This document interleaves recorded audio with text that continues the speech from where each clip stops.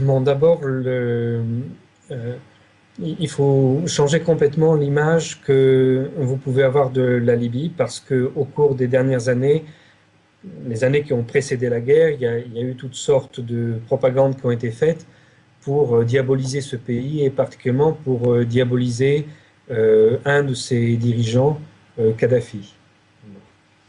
En tout premier lieu, ici, c'est une démocratie participative, un petit peu, ça se rapproche du modèle suisse sur le mode politique. Ça rien à voir avec une dictature et c'est éminemment plus démocratique que des régimes comme celui que nous avons en France pour une simple et bonne raison, c'est si on se donne un critère de participation populaire aux décisions, voilà, il y a des systèmes d'assemblée délibérative partout. Et dans le pays, sur 3,5 millions d'adultes, il y a régulièrement, participant aux débats politiques, aux décisions à prendre, on compte qu'il y a environ 600 000 personnes qui participent à ça. Alors qu'en France, les gens qui participent aux délibérations, c'est-à-dire en fait les dirigeants des partis politiques et des syndicats, c'est une goutte d'eau dans la population française. Les Français, ils ont le droit de dire leurs mots à l'occasion des élections, puis après, ils n'ont plus rien à dire. Hein. En France, ce qui fonctionne bien, c'est tout le système des conseils municipaux. Là, il y a une vraie participation populaire. Mais au-delà, quand on arrive à la discussion des lois, de la politique générale, tout le monde est exclu de ce débat, sauf, voilà, on élit le président de la République et les députés, puis c'est tout. Donc, je pense que ce pays est beaucoup plus démocratique dans son fonctionnement que le nôtre. Et ça a une conséquence aussi, c'est que ce pays sera mieux défendu que le nôtre s'il était attaqué. Parce que comme les gens sont responsabilisés, eh bien, ils sauront se battre. Et là, d'ores et déjà, il y a une distribution de fusils mitrailleurs et de munitions à toute la population. Les quartiers sont organisés par blocs d'immeubles. Donc, toutes les semaines, on pointe pour voir que tout le monde a bien ses armes, que les munitions fonctionnent. Hein. Et il y a un système qui est prévu pour continuer à distribuer les munitions au cas d'une attaque au sol. Donc c'est quand même une population soudée, motivée et capable de se battre. Alors, tout ce qu'on a raconté sur les crimes commis par Kadhafi à Benghazi, donc là, strictement rien n'est corroboré. Strictement rien n'est corroboré. Ça ne veut pas dire que ce soit faux, ça veut dire qu'on n'en sait rien. Même le procureur Moreno Ocampo de la Cour pénale internationale est obligé d'admettre aujourd'hui que éventuellement il y aurait eu quelque chose comme 200 morts à Benghazi au début des événements, là, le 17 février, alors que quand on a discuté au Conseil de sécurité, on a prétendu que Kadhafi avait tué 6 000 personnes. Donc là, on est descendu de 6 000 à environ 200, et je pense que si on continue, il ne restera personne. Dans cette propagande, des Libyens eux-mêmes ont cru ce qu'on leur racontait.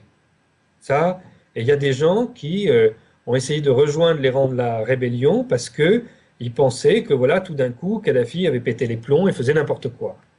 Et depuis quelques jours, on voit des groupes de rebelles en dehors des combats, des groupes de rebelles qui viennent se rendre spontanément.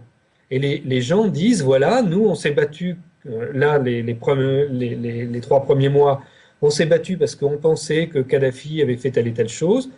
En fait, on se rend compte qu'il n'a jamais fait ça. Et par contre, on voit les crimes qui sont commis du côté de la coalition et on veut arrêter ça. Donc, il y a un effritement du dispositif militaire de l'insurrection. Mais il y a maintenant énormément de troupes au sol de la coalition. La France a déployé le commandement des opérations spéciales ici, en violation complète de la résolution des Nations Unies. Et la France amène ici des armes. Donc la France a notamment amené 2 avions d'armes qui se sont posés dans le Fezam. Je donnerai par la suite, je suis en train de réunir les documents sur même les numéros des avions, tout ça. De même, ils ont amené des armes par voie maritime. C'est pour ça que l'OTAN a bombardé la flotte de Kadhafi, parce que la flotte de Kadhafi ne menaçait personne, mais elle essayait d'empêcher l'approvisionnement en armes des commandos qui ont été infiltrés dans le pays. Ensuite, quand du côté rebelle, hein, la Cyrénaïque, pour provoquer les troubles, ils ont infiltré des éléments d'Al-Qaïda. C'est très très spectaculaire parce que ce sont donc les milices du prince Bandar bin Sultan d'Arabie Saoudite, encadrés par la CIA, et il y a dans ces chefs d'Al-Qaïda, il y a des gens qui viennent de sortir de Guantanamo, qu'on a amenés ici.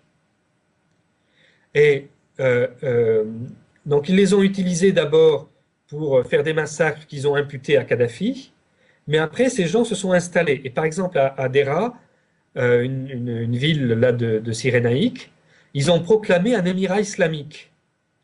Comme la même chose qui s'était passée en Irak et en Afghanistan, en Bosnie et en Tchétchénie.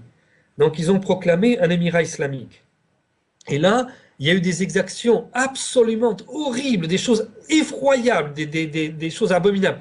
Je vais essayer de vous envoyer des vidéos de ce qui s'est passé là-bas. C'est insensé. Et c'est ça qui fait qu'il y a un retournement de la population de Cyrénaïque.